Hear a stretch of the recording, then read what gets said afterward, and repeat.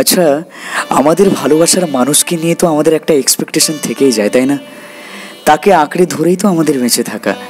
কিন্তু যে মানুষটার প্রতি আমার এত ডেডিকেশান, আমার এত স্যাক্রিফাইস, সেই মানুষটাই যদি আমাকে স্পেশাল না ভাবে, বাকি পাঁচটা মানুষের মতো আমাকেও যদি আর একটা মানুষ ভাবে, তাহলে তো শুধু শুধু অন্ধ প্রেমে থেকে নিজেকে ক্ষতবিক্ষত করার কোনো মানেই হয় না।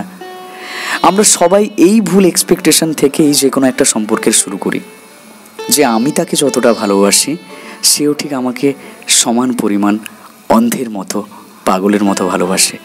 কিন্তু বাস্তবে তো এই জিনিসটা অ্যাকচুয়ালি হয় না। কিছু কিছু ক্ষেত্রে হলেও অধিকাংশ ক্ষেত্রে কিন্তু না হওয়ার সম্ভাবনা রয়েই যায়।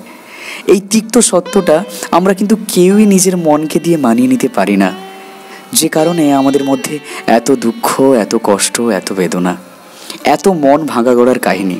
আসলে কি বলুন তো, আসলে আমরা মানুষরা না বড্ড ভালোবাসার ভিখারি।